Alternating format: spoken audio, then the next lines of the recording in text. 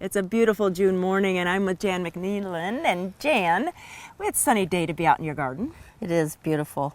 Plenty of work, but Yeah, but it's kind of fun chores, yeah. Yeah. You know, I've been noticing with my containers, I have a lot of containers, and I notice on these warm days, sometimes the watering is just a little bit of an issue. Well, there's a couple things to think about, is that whether or not you're really getting the water through. Right.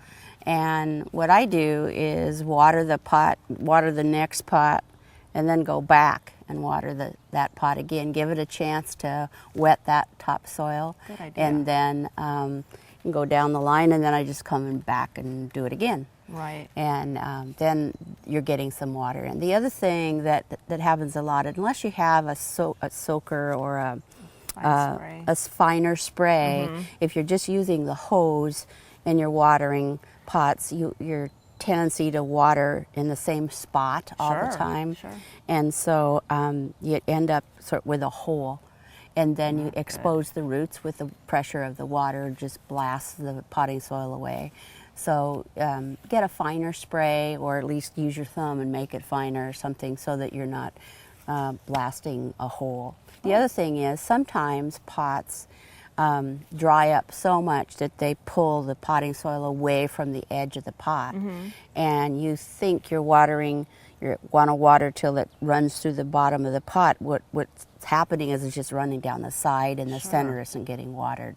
So if you've got one that's that dry, just slowly water it, and then take a look and see if you've gotten the water where you want it to be. Even sit it in a pan of water Absolutely. for a couple hours and let it soak, rehydrate. Right, from the bottom up. Yeah.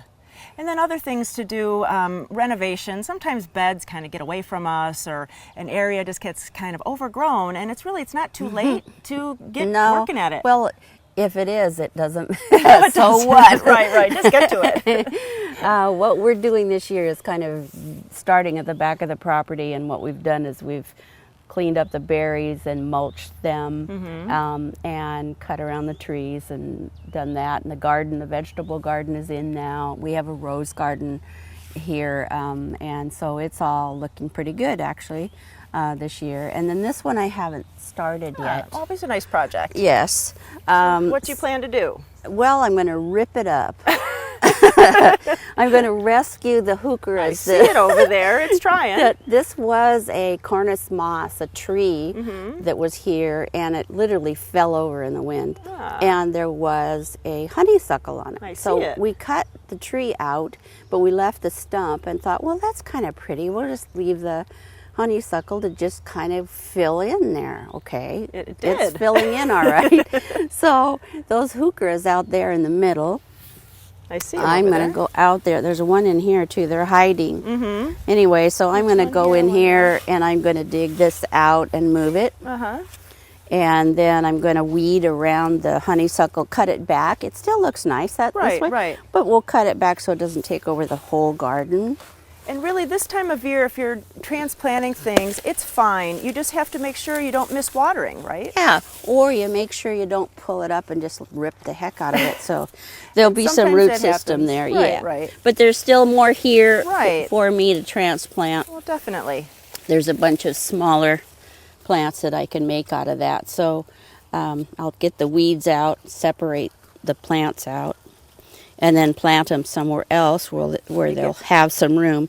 These are brittle, and so you have to be kind of more careful than I was there.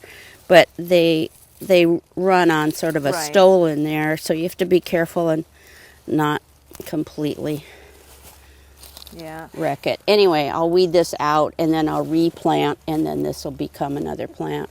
And you were talking about that you were mulching other beds. So what about mulch this time of year? Well, weed first. Yeah, that is a good idea.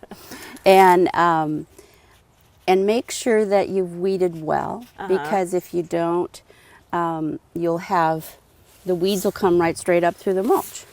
So and then you're kind of doing more work that way. You're doing more work. It was perfect timing for us to do the berry rose and the grapes, because it had rained a lot and it was pretty good.